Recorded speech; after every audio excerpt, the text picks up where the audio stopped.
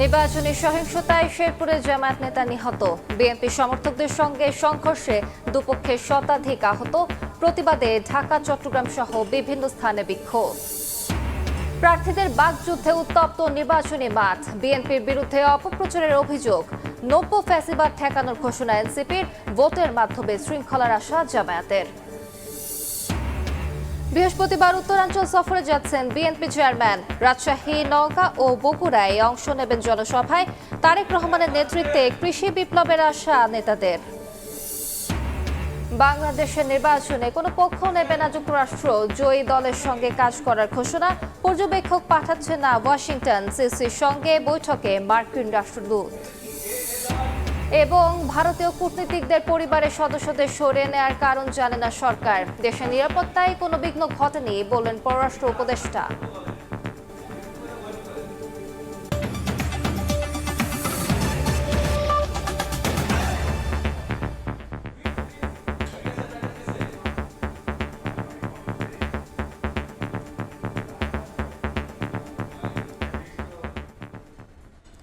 প্রবেশের সময়ের সঙ্গে আছি আমি আলিশা ইসলাম। নির্বাচনী সহিংসতায় নিহত হয়েছেন শেরপুরের শ্রীবর্দী উপজেলা জামায়াতের সেক্রেটারি রেজাউল করিম। সংঘর্ষে আহত হয়েছেন জামায়াত ও বিএনপি উভয় পক্ষের শতাধিক কর্মী। নির্বাচনী ইশতেহার পাঠ অনুষ্ঠানে মঞ্চের সামনের সারিতে বসা নিয়ে সংঘর্ষে জড়ায় দুপক্ষ। ঘটনার সঙ্গে জড়িতদের ধরতে মাঠে নেমেছে পুলিশ। চেয়ার বসাকে কেন্দ্র করে শুরু হয় বাকবিতণ্ডা, মুহূর্তে রূপ নেয় সংঘর্ষ। দুই পক্ষই একে অপরের দিকে চেয়ার ছুটতে থাকে। বুধবার দুপুরে শেরপুর ৩ আসনের ঝিনাইগাতীর মিনি স্টেডিয়ামে নির্বাচনী ইশতেহার পাঠ অনুষ্ঠানের আয়োজন করে উপজেলা প্রশাসন। মঞ্চের সামনের সারিতে বসাকে কেন্দ্র করে বাকবিতণ্ডায় জড়ায় বিএনপি ও জামায়াতের নেতাকর্মীরা। ধাওয়া পাল্টা ধাওয়ার এক পর্যায়ে কয়েক দফা সংঘর্ষে জড়ায় দুই পক্ষ।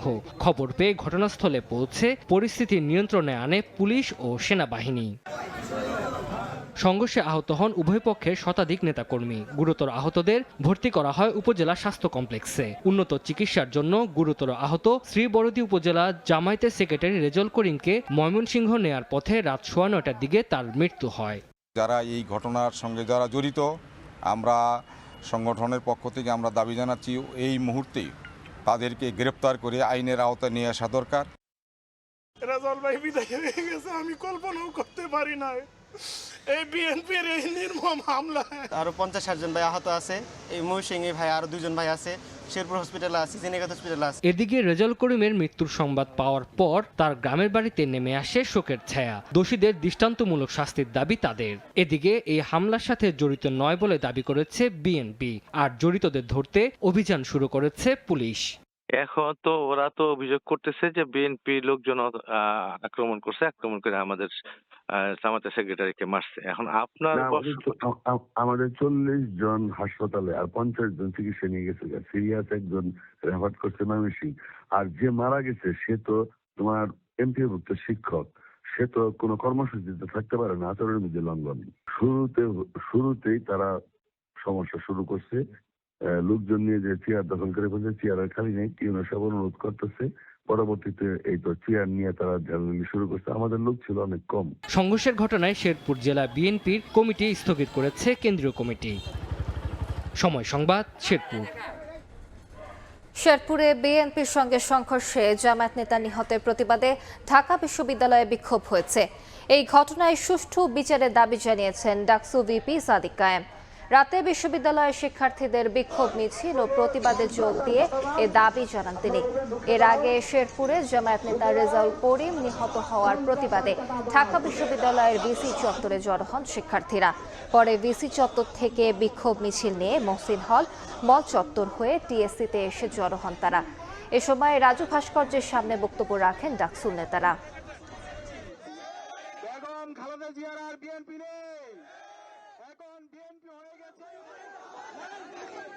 সন্ত্রাসের সাথে, চাঁদাবাজির সাথে, টেন্ডারবাজির সাথে, রাহাজারির সাথে যেই দলটি সবচেয়ে বেশি জড়িত ছিল তার নাম হচ্ছে বিএনপি। আমরা দেখতে পেয়েছি বিএনপি নিজেদের মধ্যে কনফ্লিক্টে 200-এর অধিক মানুষকে মেরে ফেলেছে। সারা দেশে 50-এর অধিক জায়গায় আমাদের মা বোনদের উপর হামলা করা। আরে ধিক্কার জানাই নাই।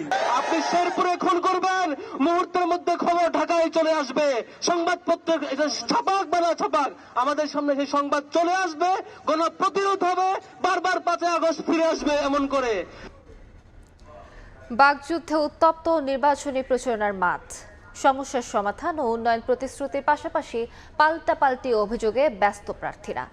ধানের শীষের প্রতিনিধিরা বলছেন, বিএনপির বিরুদ্ধে অপপ্রচার করছে একটি মহল। এনসিপি প্রার্থীদের হুঁশিয়ারি, তাদের উপর আঘাত এলে পাল্টা আঘাত করা হবে। নির্বাচনের পরও মানুষের সমস্যা সংকটে পাশে থাকার আশ্বাস জামায়াত প্রার্থীদের।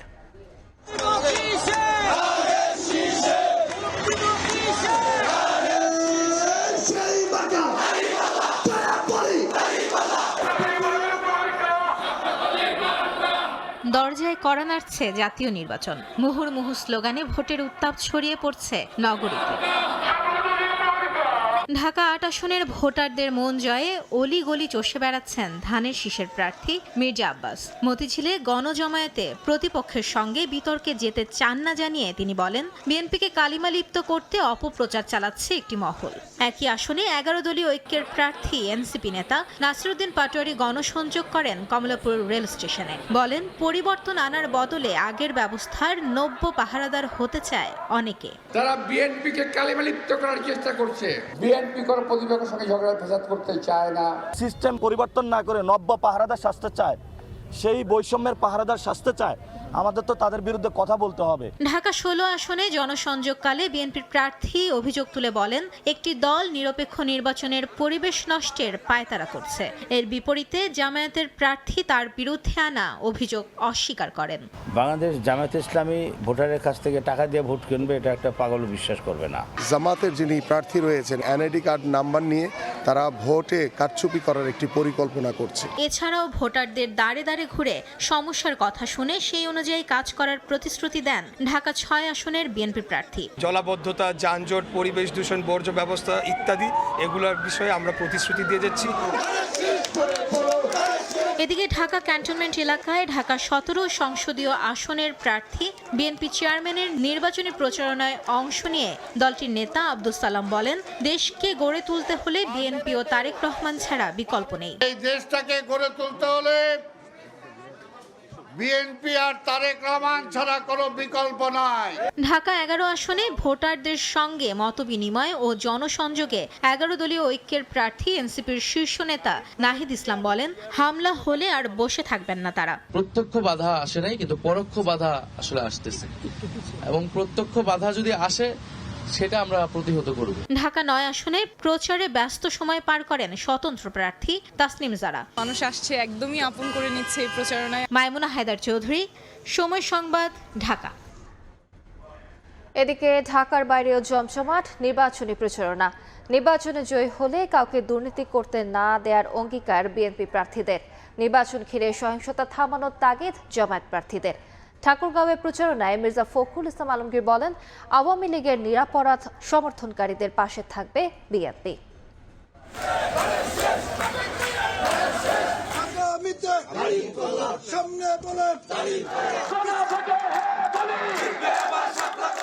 দেশ জুড়ে নির্বাচনী ডামাডোল, পাড়া মহল্লায় উৎসবমুখর পরিবেশে প্রচারণা। বুধবার সকালে দিনাজপুর 6 আসনে গণসংযোগ করেন বিএনপি প্রার্থী ডাক্তার AZM জাহিদ হোসেন। উঠান বৈঠকে নেত্রকোনা 1 আসনের বিএনপি প্রার্থী ব্যারিস্টার কায়সার কামাল বলেন, নির্বাচনে জয়যুক্ত হলে কাউকে দুর্নীতি করতে দেয়া হবে না। নোয়াখালীর চাটখিল সোনাইমুড়িতে বিএনপি প্রার্থী ব্যারিস্টার মাহবুব উদ্দিন খোকন ও কক্সবাজার 1 আসনে প্রচারণা চালান ধানের শীষের হেভিওয়েট প্রার্থী সালাউদ্দিন আহমদ। নির্বাচনী গণসংযোগে ঠাকুরগাঁও 1 আসনের হেভিওয়েট প্রার্থী বিএনপি মহাসচিব মির্জা ফখরুল ইসলাম আলমগীর এলাকার সার্বিক উন্নয়নে নানা প্রতিশ্রুতি দিয়ে প্রচার চালান। আমাদের আরেকটা দল সরকার আমাদের সঙ্গেই ছিল, এখন ওরা বলতেছে আমরা নাকি ওই সময় দুর্নীতি করছি। তাহলে তুমি কি ধর্মপুত্র যুধিষ্ঠির ছিলা? ওই সরকারে তো তুমিও ছিলা, তোমারও তো ওইটাই ঘাড়ে আসে পড়ে, তাই না? তাদের দুর্নীতির ভাগ তো তোমাকেও নিতে হবে। বিএনপি এমন একটি সরকার ব্যবস্থা পরিচালনা করবে যে সরকারের মালিক হবে সকল জনগণ। আমি হয়তোবা সব ভালো করতে পারবো না, কিন্তু খারাপ কাজ আমার দ্বারা সম্ভব না। নির্বাচনী প্রচারণা ধানের পক্ষে খুবই ভালো যাচ্ছে। মিডল ইস্ট থেকে অনেক লোকজন আসছে নির্বাচন উপলক্ষে। খুলনা 5 আসনে প্রচারণায় জামায়াতে ইসলামীর প্রার্থী মিয়া গোলাম পরোয়ার হুঁশিয়ারি দিয়ে বলেন, কাউকে হুমকি ও ভয় দেখানো যাবে না। পিরোজপুর 1 আসনে জামায়াতের প্রার্থী মাসুদ সাইদি নেতাকর্মীদের সঙ্গে নিয়ে ভোটারদের দাঁড়ে দাঁড়ে ঘুরে নানা প্রতিশ্রুতি দেন। ফ্রি ফেয়ার এবং ক্রেডিবল ইলেকশন হবে, মানুষ তার ভোটের অধিকার প্রয়োগ করতে পারবে। ক্ষমতায় যাওয়ার আগে যারা এখন মাদের হুমকি দেয়, ক্ষমতায় গেলে তারা কি করবে? কাউকে হুমকি দেওয়া যাবে না। বেশি ভয় দেখাবেন না, আপনি যে আঙ্গুল দেখাবেন আমারও সেই আঙ্গুল আছে। কুমিল্লার দেবিদ্বারে এনসিপির নির্বাচনী পদযাত্রায় দলটির মুখপাত্র আসিফ মাহমুদ সজীব ভুঁইয়া বলেন, একটি দল নতুন চাঁদাবাজির পরিকল্পনায় নেমেছে। 11 দলীয় জোটের বিজয় হলে নরসিংদী 2 আসনকে ঢেলে সাজানোর প্রত্যয় ব্যক্ত করেন এনসিপি প্রার্থী গোলাম সারোয়ার তুষার। আমরা মানুষের সাথে কথা বলছি, মানুষের সমস্যাগুলোকে এখন নোট ডাউন করে আমাদের ইশতেহারের মধ্যে সেটা রাখবো। একই সাথে এটা আমাদেরকে বলেছেন যে কাজ নেওয়ার জন্য কত টাকা করে চাঁদা দিতে হবে। পঞ্চগড় 1 আসনে নির্বাচনী প্রচারণা ও উঠান বৈঠক করেন শাপলাকলির প্রার্থী সার্জিস আলম। খাদিজা স্বপ্না, সময় সংবাদ। নির্বাচনী প্রচারণায় 11 দলীয় ঐক্যের নেতাকর্মীদের ওপর হামলার অভিযোগ করেছেন জামায়াতের আমির ডক্টর শফিকুর রহমান। নিজ নির্বাচনী এলাকা ঢাকা 15 আসনে জনসংযোগে তিনি বলেন, জাতি হামলাকারীদের ক্ষমা করবে না। এ সময় দ্রুত নিরাপত্তার শঙ্কা কেটে যাবে আশা প্রকাশ করে ভোটের মাধ্যমে দেশকে শৃঙ্খলার পথে নেয়ার তাগিদ দেন আমির। ভালো লোকে হোক এবারে পাল্লা, মানুষের বুকে দাঁড়িয়ে পাল্লা, খুলে দাও হৃদয়ে জানলা, জিতবে এবার দাঁড়িয়ে পাল্লা। মণিপুর বালিকা বিদ্যালয় মাঠে মিরপুর শাখা মহিলা জামায়াতের সমাবেশ। প্রধান অতিথি দলের আমির যোগ দেওয়ার আগেই কানায় কানায় পূর্ণ হয়ে যায় স্কুল প্রাঙ্গণ। বক্তব্য রাখেন মহিলা জামায়াতের নেতৃবৃন্দ। এ সময় স্বামীর জন্য ভোট প্রার্থনা করেন জামায়াত আমিরের সহধর্মিনী ডাক্তার আমেনা বেগম। আগামী 12 তারিখে আমরা সবাই ভোট কেন্দ্রে যাব, নিজেদের বিবেকের রায় আমরা প্রদান করব। প্রধান অতিথির বক্তব্যে জামায়াত আমির বলেন, দেশের বিভিন্ন প্রান্তে নারী কর্মীদের উপর হামলা করা হচ্ছে। হুঁশিয়ারি দিয়ে বলেন, এমনটা অব্যাহত থাকলে বসে থাকবে না জামাত। পুরুষদের মতো নারীরাও কর্মক্ষেত্রে সমান অবদান রাখবেন। সম্মান এবং নিরাপত্তার সাথে আমরা তার যে কোনো মূল্যে নিশ্চিত করবো ইনশাআল্লাহ। আমরা কোনো ক্লেশ চাই না, বিভাজন চাই না, ধর্মেও চাই না, বর্ণেও চাই না, আমরা কোনো জেন্ডারেও কোনো ব্যবধান চাই না। আমাদের জীবনের চাইতে আমাদের মায়েদের ইজ্জতের মূল্য আমাদের কাছে অনেক বেশি। আর যদি কেউ হাত বাড়ানোর চেষ্টা করে, ইনশাআল্লাহ আমরা গালে হাত দিয়ে বসে থাকবো না। জামাত আমির বুধবার সকাল থেকে জনসংযোগ করেন ঢাকা 15 আসনে। এ সময় আগামী সংসদ ভোটের মাধ্যমে দেশের শৃঙ্খলা ফিরবে বলে আশা প্রকাশ করেন ডাক্তার শফিকুর রহমান। আমরা চাচ্ছি একটা সুন্দর নির্বাচন হোক, একটা আমাদের মধ্যে হারমোনিয়াস রিলেশন থাকুক এবং সেই রিলেশনটা মেনটেন করে সুন্দর নির্বাচনের মাধ্যমে দেশটাকে আমরা একটা শৃঙ্খলার দিকে নিয়ে যাই। এরপর মিরপুর 10-এ পথসভায় দেয়া বক্তব্যে জামাত আমির বলেন, অন্য কেউ সরকার গঠন করলে সব ভালো কাজে সহযোগিতা ও সমর্থন করবে জামাত, তবে অনিয়ম দুর্নীতি করলে কোনো ছাড় দেওয়া হবে না। ক্রিমিনাল ইজ ক্রিমিনাল, ক্রাইমের শাস্তি তাকে পেতেই হবে, সে যে ব্যক্তি হোক, তাকে কোনো ছাড় দেওয়া হবে না। আব্দুল্লাহ শাফি, সময় সংবাদ, ঢাকা। নির্বাচনী প্রচারণায় কাল উত্তরবঙ্গে যাচ্ছেন বিএনপি চেয়ারম্যান তারেক রহমান। 2 দশক পর তার আগমন ঘিরে উৎসবের আমেজ পদ্মাপাড়ের নগরীতে। বৃহস্পতিবার রাজশাহী ও নওগাঁয় জনসভায় কয়েক লাখ মানুষ সমাগমের প্রত্যাশা নেতাকর্মীদের। পরদিন বগুড়ায় জনসভায় বক্তব্য রাখবেন বিএনপি চেয়ারম্যান। তার নেতৃত্বে উত্তরাঞ্চলে কৃষি বিপ্লবের আশা নেতাদের।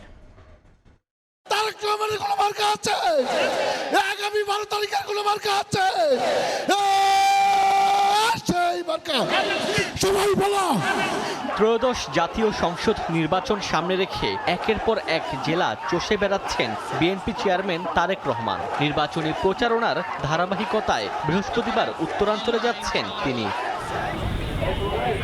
দীর্ঘ 22 বছর পর রাজশাহীর ঐতিহাসিক মাদ্রাসা মাঠে নির্বাচনী জনসভায় বক্তব্য দেবেন বিএনপি চেয়ারম্যান তারেক রহমান। দলটির শীর্ষ নেতার আগমনে জেলা জুড়ে বইছে উৎসবের আমেজ।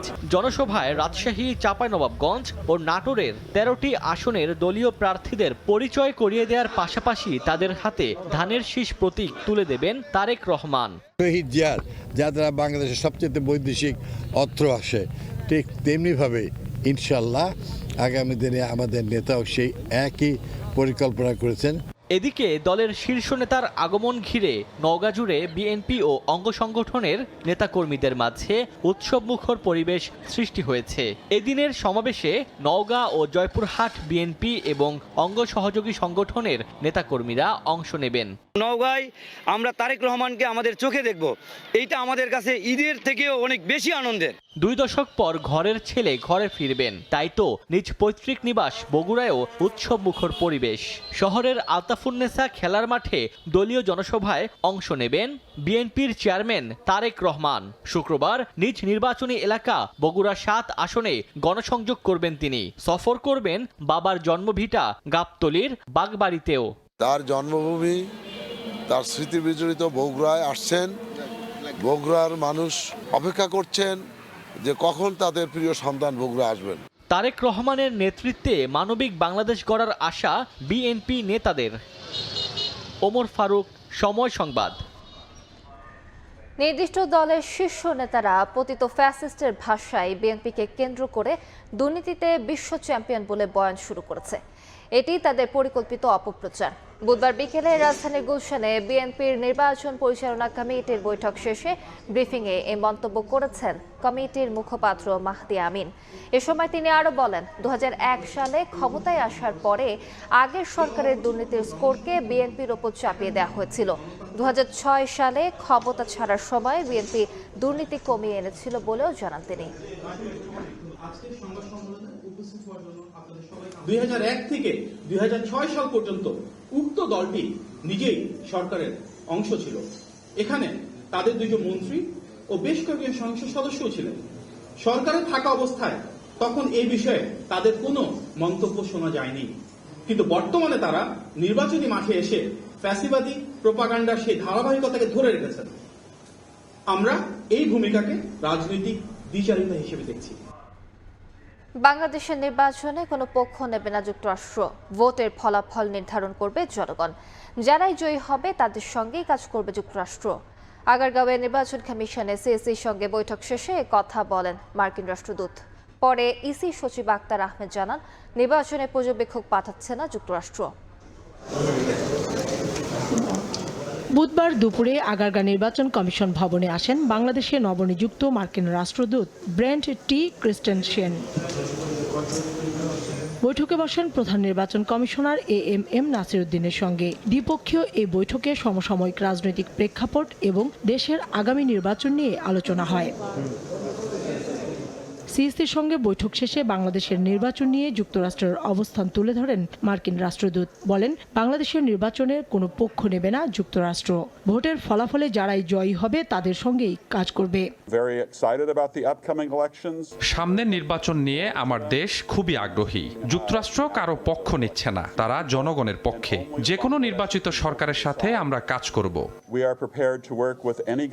পরে নির্বাচন কমিশনের সিনিয়র সচিব আক্তার আহমেদ বলেন, ভোট পর্যবেক্ষণে পর্যবেক্ষক পাঠাচ্ছে না যুক্তরাষ্ট্র। কোনো পর্যবেক্ষক দল আসবে না, তবে ইন্ডিপেন্ডেন্ট একটা দল আসবেন, যেটা ঢাকা, সিলেট, চট্টগ্রাম এবং খুলনায় ওনাদের মতন পর্যবেক্ষণে যাবেন। আইনশৃঙ্খলা বাহিনীর পক্ষ থেকে নির্বাচনী পরিবেশ নিয়ে বাড়াবাড়ি হচ্ছে কিনা তা নিয়েও রাষ্ট্রদূত জানতে চেয়েছেন বলে জানান ইসি সচিব। কোনো জায়গায় কোনো আইনশৃঙ্খলা বাহিনী বা কারোর কাছ থেকে কোনো ওভারডুইং যে এর কোনো খবর আমরা পেয়েছি কিনা। আমি বললাম যে দেখেন, প্রাথমিকভাবে এই খবরগুলো আসে স্থানীয়ভাবে। আমাদের এখানে যদি আসে এমন কোনো এরকম কথা হয় আমাদের নলেজে নাই। কাউসার চৌধুরী কুমু, সময় সংবাদ, ঢাকা। দেশের নিরাপত্তায় কোনো বিঘ্ন ঘটেনি। ভারতীয় কূটনীতিকদের পরিবারের সদস্যদের সরিয়ে নেওয়ার কারণ জানে না সরকার, এমনটাই জানিয়েছেন পররাষ্ট্র উপদেষ্টা মোহাম্মদ তৌহিদ হোসেন। চীন প্রসঙ্গে মার্কিন রাষ্ট্রদূতের মন্তব্যের প্রতিক্রিয়ায় তিনি বলেন, দেশের স্বার্থ বিবেচনায় নিয়েই যে কোনো সিদ্ধান্ত নেবে সরকার। গত সপ্তাহের মাঝামাঝি সময়ে ভারতীয় পররাষ্ট্র মন্ত্রণালয় জানিয়েছিল, নিরাপত্তা বিবেচনায় বাংলাদেশে নিযুক্ত নিজ দেশের কূটনীতিকদের পরিবারকে ফিরিয়ে নেবে দিল্লি। বুধবার পররাষ্ট্র মন্ত্রণালয় গণমাধ্যম কর্মীদের প্রশ্নের জবাবে উপদেষ্টা বলেন, ভারতীয় নাগরিকদের পরিবারকে সরিয়ে নেওয়ার আগে কোনো ধরনের নিরাপত্তা উদ্বেগের কথা জানায়নি দেশটি। ঢাকাকে অবহিত না করেই এই সিদ্ধান্ত কী ধরনের সংকেত দিচ্ছে তার কারণ খুঁজে পাচ্ছে না বলে মন্তব্য করেন তিনি। এদিকে নির্বাচনে সরকার সর্বোচ্চ সংখ্যক পর্যবেক্ষক এবং সাংবাদিক প্রত্যাশা করছে জানিয়ে তৌহিদ হোসেন বলেন, ভারত থেকে সাংবাদিক আসতে চাইলে ভিসার ব্যবস্থা করবে পররাষ্ট্র মন্ত্রণালয়। সমস্ত পৃথিবী থেকে ম্যাক্সিমাম সম্ভব অবজারভার, ম্যাক্সিমাম সাংবাদিক আমরা চাই, তাদের আসার ব্যবস্থা মানে অলরেডি নির্দেশনা দেওয়া হয়েছে যে তারা যেন আসতে পারেন সে ব্যবস্থা করা যায়। শঙ্কা নেই, আর সংকেত যে কি আমি ঠিক বুঝতে পারছি, এটা তাদের একেবারেই তাদের নিজস্ব ব্যাপার। তারা তাদের কর্মচারীদের পরিবারকে চলে যেতে বলতেই পারেন যে কোনো সময়। কেন বলেছেন তার আমি কোনো কারণ খুঁজে পাই না। বাংলাদেশে এমন কোনো পরিস্থিতি বিদ্যমান নেই যে তাদের কর্মকর্তা বা তাদের পরিবার পরিজন কোনো বিপদে আছে। জাতীয় নির্বাচন ঘিরে নিরাপত্তায় কোনো বিঘ্ন ঘটেনি বলে মনে করছে সরকার। নির্বাচনকে সামনে রেখে সব রাজনৈতিক দল সংযত আচরণ করছে উল্লেখ করে পররাষ্ট্র উপদেষ্টা বলেন, ভোটে যেসব দল নেই তারাই সহিংসতার কথা বলছে। সার্বিকভাবে আমরা মনে করি যে এখন পর্যন্ত নিরাপত্তার তেমন কোনো বিঘ্ন ঘটেনি, হওয়ার কথা না। কারণ যারা নির্বাচনে অংশগ্রহণ করছেন তারা প্রত্যেকেই যথেষ্ট তাদের কার্যকলাপে যথেষ্ট সংযমের পরিচয় দিচ্ছেন।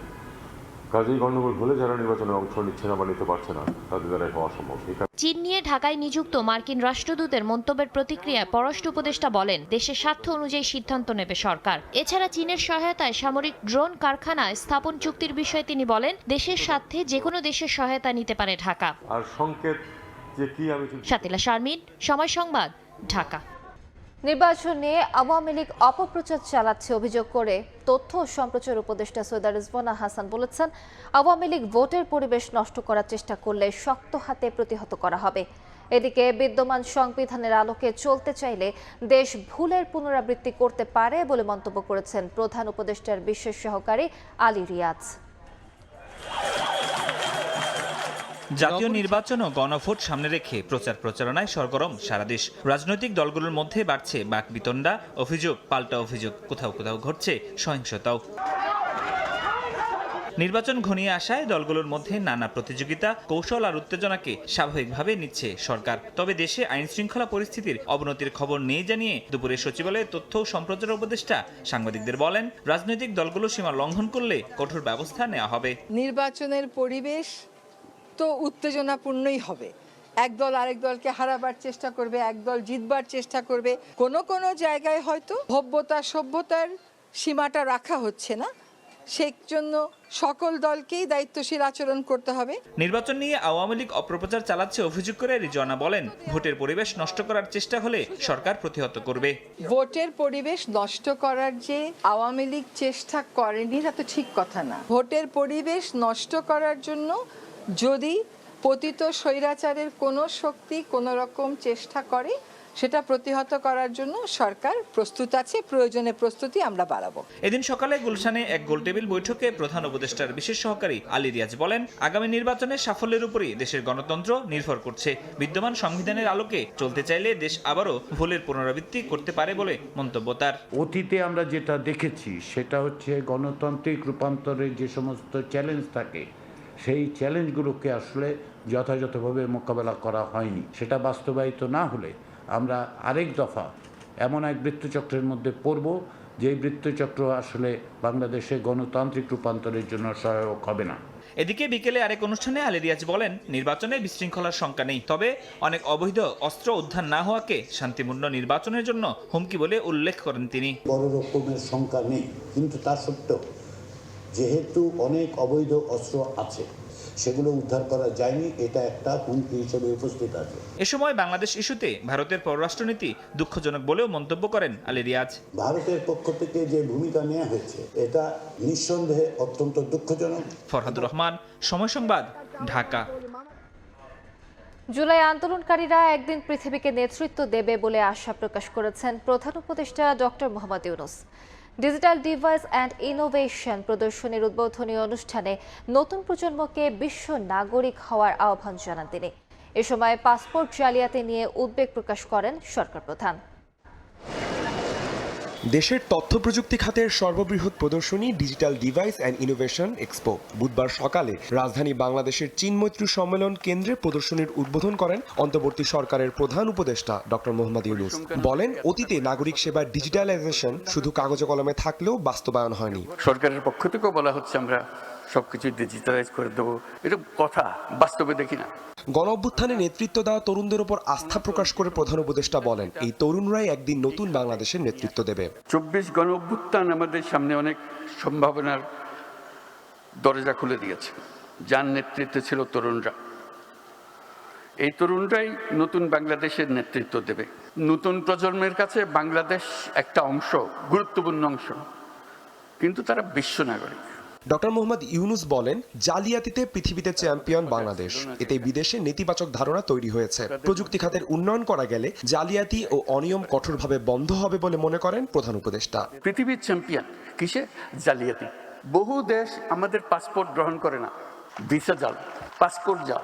আপনারা নিশ্চয় পত্রিকায় দেখেছেন আমেরিকান ভিসা জাল। এটা একটা জালিয়াতির কারখানা বানাইছে আমরা।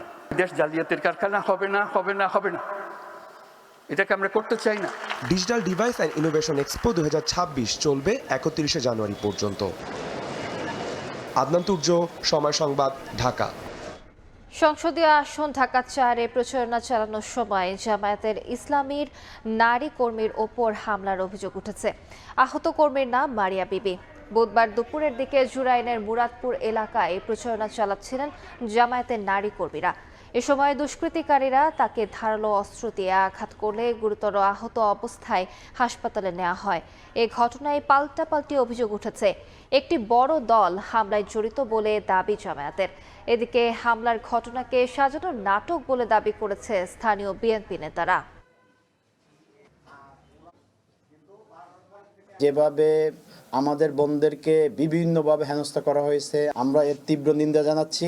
এই ঘটনার সুষ্ঠু তদন্ত করে এলাকায় যারা অস্ত্রবাজ আছে, চাঁদাবাজ আছে, যারা সন্ত্রাসী আছে, মাদকের সাথে রিলেটেড, তাদেরকে দ্রুত আইনের আওতায় নিয়ে আসার জন্য আমরা আবেদন করছি। যেই গল্লির ঘটনা বলছে ওনার হাজব্যান্ড, ওই গল্লির ভিডিও ফুটেজ এসআই মাহবুব, সেকেন্ড অফিসার মাহবুব, এসআই দেব সহ, সোহেল সহ, কদমতলী থানার এবং জামাতের নেতা সহ আমরা দেখছি।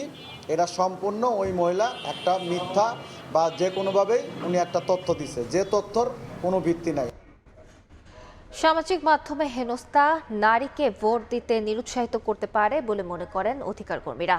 রাজধানীতে এক আলোচনা সভায় নারীদের ভোটের অধিকার রক্ষায় সরকারকে তৎপর হওয়ার আহ্বান জানান তারা।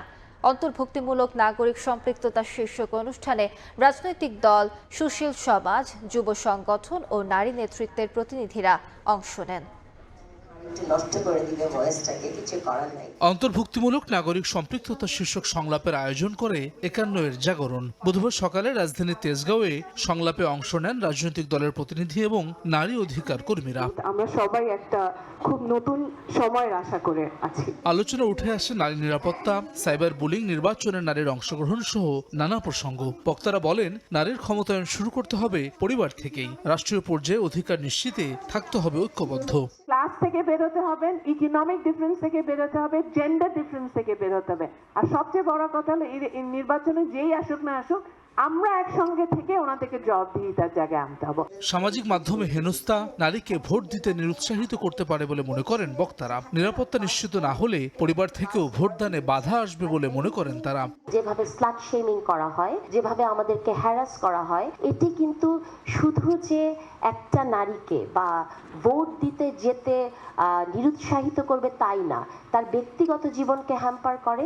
ভোট কেন্দ্রে যাওয়ার ক্ষেত্রে পারিবারিক পরিমণ্ডলে যেটি বাধা বা মন্তব্য আসে, সেটা হচ্ছে ভোট কেন্দ্র নিরাপদ নয়, সুতরাং যাওয়ার দরকার নেই। আলোচনায় উঠে আসে গণভোট প্রসঙ্গ। সরকারের হ্যাঁ প্রচারণা নিয়ে পক্ষে বিপক্ষে মতামত তুলে ধরেন বক্তারা। বলেন, নির্বাচিত হয়ে ইশতেহার ভুলে গেলে জনগণ তাদের মূল্যায়ন করবে না। একই সাথে একই দিনে, যেটি খুবই আসলে কঠিন প্রান্তিক জনগোষ্ঠীর জন্য, বুঝে শুনে দুইটা ব্যালটে আলাদা করে ভোট দেওয়া, ভোটের ফলাফল সঠিকভাবে আসবে কিনা সেটিও আমাদের একটি শঙ্কার জায়গা। গণভোটের সততাই যে আমার ব্যক্তিগত মতামত, সেই মুহূর্তেই নষ্ট হয়ে গেছে যখন একটি সরকার একটি পক্ষে ভোট দেওয়ার জন্য বলে, যে রাজনৈতিক দল সে যেই হোক না কেন তার ইশতেহার যদি সে ছুঁড়ে ফেলে দেয়, আপনিও তাকে ছুঁড়ে ফেলে দিবেন। নারীর নিরাপত্তা নিশ্চিতে রাজনৈতিক দলগুলোকে আলাদা কর্মসূচি প্রণয়নের দাবি উঠে আসে আলোচনায়। ফ্যামিলি কার্ডের আন্ডারে নারীরা কি কি সুবিধা পাবে? হাসান ওয়ালি, সময় সংবাদ, ঢাকা।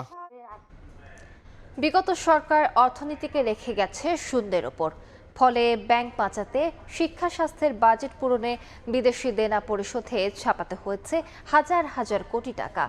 মূল্যস্ফীতি কমে আসার ধীরগতি, বেসরকারি খাতে কমেছে উৎপাদন। এমন অবস্থায় 10% নীতি সুদের হারে থাকা অপ্রয়োজনীয় বলে মনে করেন পরিকল্পনা উপদেষ্টা ওয়াহিদুদ্দিন মাহমুদ। জুলাই অভ্যুত্থানের পর 1.5 বছরে অনুৎপাদিত বন্ধ কারখানায় মাসের পর মাস মজুরি গুনতে হয়েছে। বিগত সরকারের $5 বিলিয়ন জ্বালানি বকেয়া পরিশোধ ও ধস পড়া ব্যাংক খাতের মূলধন ঘাটতি পূরণে হাজার হাজার কোটি টাকা ছাপাতে হয়েছে সরকারকে। তার বিপরীতে সরকারের কর থেকে যৎসামান্য আয়ের পুরোটাই খরচ হয়েছে পরিচালনা খাতে। শিক্ষা স্বাস্থ্যের মতো গুরুত্বপূর্ণ খাত চালাতে হচ্ছে দেশে বিদেশে ঋণের উপর নির্ভর করে। ইকোনমিক রিপোর্টার্স ফোরামের আয়োজিত অনুষ্ঠানে নির্বাচনের আগে অন্তর্বর্তীকালীন সরকারের অর্থনৈতিক অবস্থা জানালেন পরিকল্পনা উপদেষ্টা। ব্যাংকগুলোতে ধস নামতই, বৈদেশিক লেনদেনের ক্ষেত্রে রিজার্ভ আরও কমে গিয়ে এটা দেউলিয়াতে চলে আসতো। কাজেই একসময় এক ধরনের অভ্যুত্থান বা সরকার পরিবর্তন হওয়া অবশ্যম্ভাবী ছিল, এবং অবশ্যম্ভাবী ছিল বলেই যারা তখনকার সুবিধাভোগী তারা সেটা বুঝতে পেরে এটাকে আরও ভঙ্গুর করে গেছেন। এদিকে শিল্প বিনিয়োগ বিমুখ, উৎপাদন নিম্নমুখী। 1.5 বছরে মূল্যস্ফীতি কমলেও ধীর গতি, ফলে 10% নীতি সুদের হারে অটল থাকার পক্ষে নন পরিকল্পনা উপদেষ্টা। 6% মাত্র বেসরকারি খাতে ঋণ প্রবাহ। কাজেই সুদ বাড়িয়ে আমাদের যে মনিটারিস্ট পলিসি, সুদ বাড়িয়ে রাখলে ঋণ প্রবাহ কমিয়ে মূল্যস্ফীতি কমিয়ে রাখা যাবে, এটার অত প্রয়োজন এখন আর নেই। পরিকল্পনা উপদেষ্টা বলেন, জ্বালানির কারণে শিল্পের উৎপাদন ক্ষমতা পুরোপুরি ব্যবহার করা যাচ্ছে না। সেলিয়া সুলতানা, সময় সংবাদ, ঢাকা। চাচাকে বাবা পরিচয় দিয়ে মুক্তিযোদ্ধা কোটায় চাকরি নেয়ার মামলায় চাঁপাইনবাবগঞ্জের নাচলের সাবেক ইউএনও কামাল হোসেনকে কারাগারে পাঠিয়েছে আদালত। তার পরিচয় নিশ্চিতে ডিএনএ টেস্টের উদ্যোগ নিলেও নানাভাবে অসহযোগিতা করছে বলে অভিযোগ দুদকের। চাচাকে বাবা পরিচয় দিয়ে মুক্তিযোদ্ধা কোটায় চাকরি নেওয়ার অভিযোগের মামলায় নাচলের সাবেক ইউএনও কামাল হোসেনকে কারাগারে পাঠিয়েছেন আদালত। দুদক জানায়, পরিচয় নিশ্চিত করতে আদালতের অনুমতি নিয়ে ডিএনএ টেস্টের উদ্যোগ নেওয়া হলেও তা এড়াতে বিভিন্নভাবে গড়িমসি করেন। এ অবস্থায় বিচারিক আদালত তার জামিন আবেদন নামঞ্জুর করে কারাগারে পাঠানোর নির্দেশ দেন। ডিএনএ টেস্ট করানোর জন্য তিনি বারবারই সময় নিচ্ছিলেন এবং বিজ্ঞ আদালতে একটার পর একটা তিনি আবেদন করছিলেন। তাকে সময় দেওয়া হয়েছিল, কিন্তু তিনি নির্ধারিত সময়ে এই কাজটি সম্পন্ন করেন নাই। না করে তিনি বিজ্ঞ আদালতে আবারও জামিনের জন্য গেলে তাকে জামিন নামঞ্জুর করে জেল হাজতে প্রেরণ করা হয়। এদিন সিভিল এভিয়েশনের সাবেক প্রধান প্রকৌশলী হাবিবুর রহমানকে রাজধানীর সেগুনবাগিচা এলাকা থেকে গ্রেফতার করেছে দুদক। তার বিরুদ্ধে হযরত শাহজালাল আন্তর্জাতিক বিমানবন্দর সহ দেশের 3টি বিমানবন্দর উন্নয়নের নামে প্রায় 900 কোটি টাকা আত্মসাতের অভিযোগে 2025 সালের জানুয়ারিতে মামলা করে। এ মামলায় তারেক সিদ্দিকী সহ 19 জনকে আসামি করা হয়।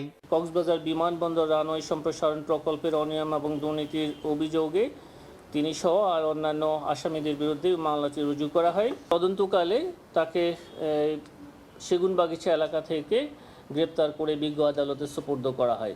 এদিকে শেয়ার বাজার কেলেঙ্কারির মাধ্যমে প্রায় 12,200 কোটি টাকা আত্মসাতের অভিযোগে পিকে হালদার, এসএলএম গ্রুপের সাইফুল আলম এবং সালমান এফ রহমানের বিরুদ্ধে অনুসন্ধান শুরু করেছে দুদক। ব্যাংক, শেয়ার বাজার ও আর্থিক প্রতিষ্ঠানের বিভিন্ন অনিয়ম। তাসলিম তৌহিদ, সময় সংবাদ, ঢাকা। রাজশাহী তানোরের পর এবার চট্টগ্রামের রাউজানে গভীর নলকূপের গর্তে পড়ে যায় 4 বছরের শিশু মেজবাহ। পুলিশ, ফায়ার সার্ভিস ও স্থানীয়দের 4 ঘন্টার চেষ্টায় তাকে উদ্ধার করা হয়। উপজেলা স্বাস্থ্য কমপ্লেক্সে নিলে শিশুটিকে মৃত ঘোষণা করেন চিকিৎসক। এই ঘটনায় শোকের ছায়া নেমে এসেছে এলাকায়। সন্তান হারানোর শোকে নিথর ফুফি, বারবার বিলাপ করছিলেন বাবাও। বুধবার বিকেলে চট্টগ্রামের রাউজানের জয়নগর গ্রামে খেলার সময় ৩২ ফুট নলকূপের গর্তে পড়ে যায় শিশু মিসবাহ। বিষয়টি টের পেয়ে দ্রুত ফায়ার সার্ভিসে খবর দেয় স্বজন ও স্থানীয়রা। টানা ৪ ঘন্টা অভিযানের পর উদ্ধার করা হয় শিশুটিকে, কিন্তু হাসপাতালে নেয়ার পর মৃত ঘোষণা করে চিকিৎসক। কান্নায় ভেঙে পড়েন পরিবারের সদস্যরা। পড়ছে আর কি, ওই ডিপ করছে, ওটার থেকে পানি উঠতেছে না, আবার নতুন আরেকটা ডিপ করছে, এটা বন্ধ করে দেয় নাই, সেজন্য বাচ্চা পড়ে গেছে। পানি যত না পায় নাই, এটা বড়াই নাই, এটা না আমার ছেলেটা আজকে খেলা খেতে খেতে পড়ে গেছে। অলরেডি বাচ্চাটা এখানে আসার আগেই বাচ্চাটি ডেড, যেটাকে আমরা ব্রড ডেড বলি আর কি, এটাই অবস্থা আর কি। তো আমাদের আসলে আর সুযোগ ছিল না বাচ্চাটাকে বাঁচানোর। পরিত্যক্ত গভীর নলকূপে পানি থাকায় শিশুটিকে বাঁচানো সম্ভব হয়নি বলে ধারণা ফায়ার সার্ভিসের। গর্তের মধ্যে পানিও ছিল, আমরা পানিগুলা উদ্ধার করলো, পানিগুলা রেস্কিউ করেছি, বাট কিন্তু ওই সময়টুকু যে টাইমটা, এই টাইমের ভিতরে আমরা আবার অক্সিজেনে দিয়েছি। স্বল্প সময় আমরা উদ্ধার করতে পারলো, কিন্তু ছেলেটাকে মেডিকেলে এনে আমরা যখন ডাক্তার বললো যে ছেলেটা বেঁচে নেই, তখন আমাদের থেকে খুব খারাপ লেগেছে। এভাবে পরিত্যক্ত নলকূপে পড়ে শিশু মৃত্যুর ঘটনা কোনোভাবেই কাম্য নয় বলে জানায় এলাকাবাসী। পার্থপ্রতিম বিশ্বাস, সময় সংবাদ, চট্টগ্রাম। তুলা আমদানিতে বন্ড সুবিধা প্রত্যাহার ইস্যুতে স্পিনিং মিল বন্ধ হলে কর্মহীন হবে প্রায় 10 লাখ মানুষ। এমন আশঙ্কায় মিল বন্ধ রাখার সিদ্ধান্ত থেকে সরে আসার দাবি জানিয়েছেন বাংলাদেশ স্পিনিং শিল্পের কর্মকর্তা কর্মচারীরা। বুধবার এক সংবাদ সম্মেলনে জানানো হয়, বাণিজ্য মন্ত্রণালয় 10 থেকে 30 কাউন্টের তুলার সুতা আমদানি বন্ড সুবিধার বাইরে রাখার সুপারিশ করলেও তা কার্যকর হয়নি। স্পিনিং মিল রক্ষায় ফেব্রুয়ারির 1 তারিখের আগেই সুপারিশটি কার্যকরের দাবি জানান এই খাতে কর্মকর্তা কর্মচারীরা। একই সঙ্গে পাশের দেশগুলোর সঙ্গে সুতার দাম সামঞ্জস্য রাখতে 2 বছরের জন্য এ খাতে 10% প্রণোদনারও দাবি করেন তারা। বাংলাদেশ স্পিনিং শিল্পের সমস্যা নিরসন এলডিসি উত্তরণকে সামনে রেখে ম্যানমেড ফাইবারের ব্যবহার না বাড়ালে বিশ্ববাজারে প্রতিযোগিতার সক্ষমতা হারাবে তৈরি পোশাক খাত। বুধবার রাজধানীর বসুন্ধরা কনভেনশন সিটিতে 25তম Dhaka international yarn and fabric শোর উদ্বোধনী অনুষ্ঠানে এই কথা জানান খাত সংশ্লিষ্টরা। জানানো হয়, বিশ্বব্যাপী কাঁচামাল হিসেবে সিনথেটিক ও ফাইবারের চাহিদা বাড়লেও দেশের পোশাক ও বস্ত্র খাত এখনও অনেক পিছিয়ে। 4 দিনব্যাপী এই মেলায় অংশ নিয়েছে 15টির বেশি দেশের 325টি প্রতিষ্ঠান।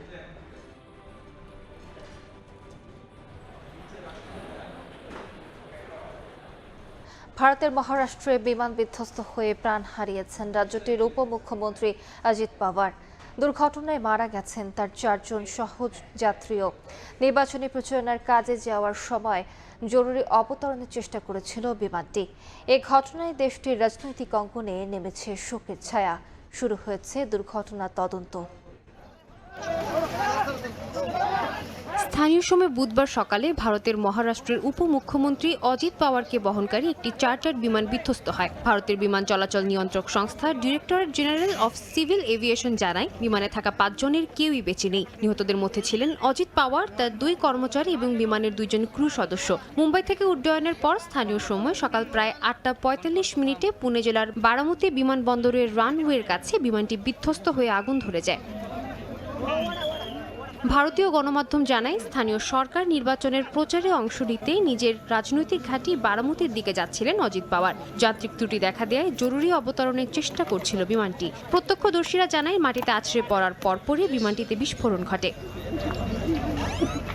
রাষ্ট্রপতি দ্রৌপদী মুর্মু অজিত পাওয়ারের মৃত্যুতে গভীর শোক জানান। তিনি বলেন, মহারাষ্ট্রের উন্নয়ন, বিশেষ করে সমবায় খাতে তার অবদান স্মরণীয় হয়ে থাকবে। তার আকস্মিক মৃত্যুতে কর্ণাটকের মুখ্যমন্ত্রী সিদ্ধারামাইয়া, উপমুখ্যমন্ত্রী ডি.কে শিবকুমার, কেন্দ্রীয় মন্ত্রী এইচ.ডি. কুমারস্বামী সহ বহু নেতা শোক প্রকাশ করেন। অন্ধ্রপ্রদেশের উপমুখ্যমন্ত্রী পবন কল্যাণ একে রাজনীতির জন্য অপূরণীয় ক্ষতি বলে উল্লেখ করেন। এদিকে জানা গেছে যে লিয়ারজেট 45 বিমানে দুর্ঘটনাটি ঘটে সেটি পরিচালনাকারী সংস্থার আরেকটি বিমান 2023 সালেও দুর্ঘটনার শিকার হয়েছিল, যদিও তখন প্রাণহানি হয়নি। এবারের ঘটনায় সব দিক খতিয়ে দেখতে তদন্ত শুরু করেছে সংশ্লিষ্ট কর্তৃপক্ষ। সাদিয়া তাসনিম, সময় সংবাদ। ইরান যুক্তরাষ্ট্র উত্তেজনার মধ্যে কূটনৈতিক আলোচনার ইঙ্গিত দিয়েছে ওয়াশিংটন। তেহরান আলোচনায় বসতে আগ্রহী বলে এক প্রতিবেদন প্রকাশ করেছে মার্কিন গণমাধ্যম এক্সিওস। তবে মার্কিন কর্মকর্তারা বলেছেন, আলোচনায় বসলে তেহরানকে মানতে হবে একাধিক কঠোর শর্ত। যদিও আলোচনার বিষয়ে স্পষ্টভাবে কিছুই জানায়নি ইরান। ইরান যুক্তরাষ্ট্র কূটনৈতিক টানাপোড়েন তুঙ্গে। এরই মধ্যে মধ্যপ্রাচ্যের বেশ কয়েকটি গণমাধ্যম বলছে চলতি সপ্তাহেই ইরানে হামলার প্রস্তুতি নিচ্ছে যুক্তরাষ্ট্র। তবে মার্কিন গণমাধ্যম এক্সিওসের এক প্রতিবেদনে বলা হয় যুক্তরাষ্ট্রের সঙ্গে চুক্তি করতে আগ্রহী ইরান। মার্কিন প্রেসিডেন্ট ডোনাল্ড ট্রাম্পের একটি সাক্ষাৎকার প্রকাশ করেছে তারা, যেখানে ইরানের পরিস্থিতি নিয়ে কথা বলেছেন ট্রাম্প। ইরানের পরিস্থিতি অনিশ্চিত দাবি করে ওই সাক্ষাৎকারে প্রেসিডেন্ট ট্রাম্প বলেন তেহরান আলোচনা করতে আগ্রহী এবং তারা বহুবার ফোন করেছে। অন্যদিকে এক মার্কিন শীর্ষ কর্মকর্তার বরাত দিয়ে এক্সিওস জানায় ওয়াশিংটন আলোচনার জন্য উন্মুক্ত। তেহরান যদি যোগাযোগ রক্ষা করে ও শর্ত মেনে নেয় তবে কূটনৈতিক সমাধান সম্ভব। যা ইঙ্গিত দেয় কেবল সামরিক চাপ নয়, রাজনৈতিক কূটনীতি বিষয়েও আলোচনা করছে ওয়াশিংটন। তবে সামরিক শক্তি প্রয়োগ করে চুক্তি আদায়ের পথে হাঁটছেন ট্রাম্প। এরই মধ্যে ইরানে আরও একটি নৌবহর পাঠিয়েছে মার্কিন সমর দফতর। এই চাপে ইরান চুক্তি করতে সম্মত হবে বলে আশাবাদ ব্যক্ত করেন মার্কিন প্রেসিডেন্ট ডোনাল্ড ট্রাম্প। অন্যদিকে ট্রাম্পের ঘনিষ্ঠ পরামর্শদাতারা মনে করছেন সামরিক হুমকি আরও বাড়লে পরিস্থিতি ঝুঁকিপূর্ণ হয়ে পড়তে পারে। তাই ইরানের দুর্বল অবস্থাকে ব্যবহার করে চুক্তিকে প্রাধান্য দেয়াই হবে বুদ্ধিমানের কাজ। ইরানের সঙ্গে যদি কোনো কূটনৈতিক চুক্তি হয় তার জন্য তেহরানকে একাধিক কঠোর শর্ত মানতে হবে বলে জানিয়েছেন মার্কিন কর্মকর্তারা। চুক্তির অংশ হিসাবে ইরানকে সমৃদ্ধ ইউরেনিয়ামের সব মজুদ সম্পূর্ণভাবে ধ্বংস করা, দূরপাল্লার ক্ষেপণাস্ত্র কর্মসূচি কঠোরভাবে সীমিত করা, মধ্যপ্রাচ্যে বিভিন্ন সশস্ত্র গোষ্ঠীকে সমর্থন বন্ধ করার মতো কঠিন শর্ত দেয়া হয়েছে। তবে চুক্তির বিষয়ে তেহরানের পক্ষ থেকে স্পষ্টভাবে কিছুই বলা হয়নি। বরকতুল্লাহ, সময় সংবাদ। গাজায় ভঙ্গুর যুদ্ধবিরতির মধ্যে ইসরায়েলের হামলায় ৩ ফিলিস্তিনি নিহত হয়েছেন।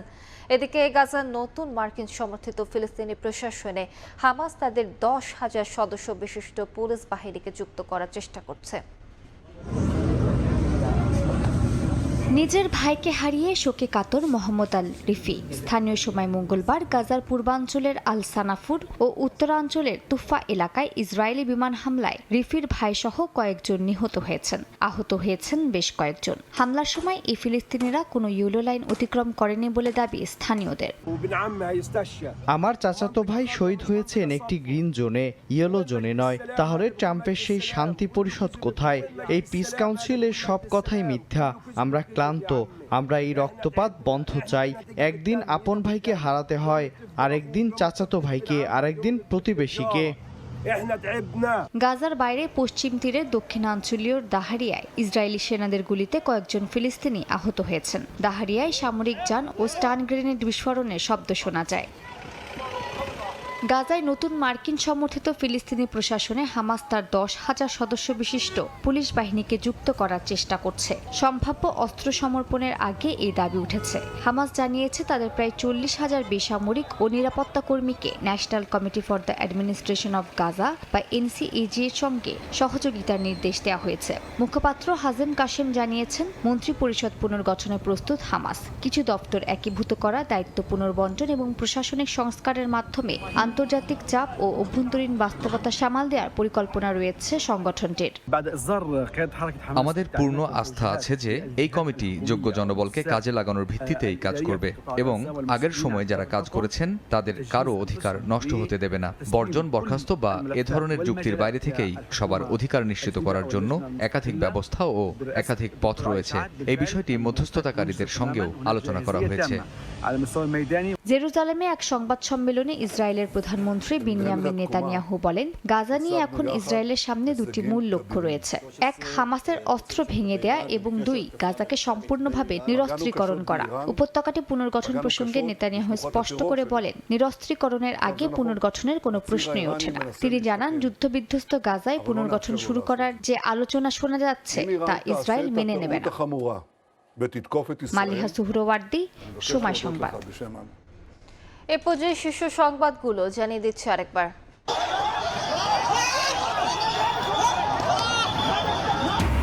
নির্বাচনী সহিংসতায় শেরপুরে জামায়াত নেতা নিহত। বিএনপি সমর্থকদের সঙ্গে সংঘর্ষে দুপক্ষের শতাধিক আহত। প্রতিবাদে ঢাকা, চট্টগ্রাম সহ বিভিন্ন স্থানে বিক্ষোভ।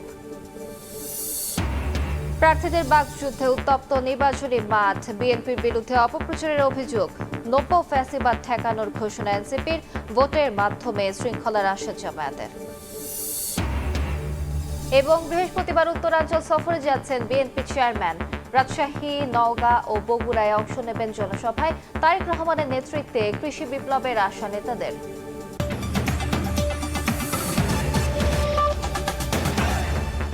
এ ছিল প্রবাসের সময়, সঙ্গে থাকুন সময়।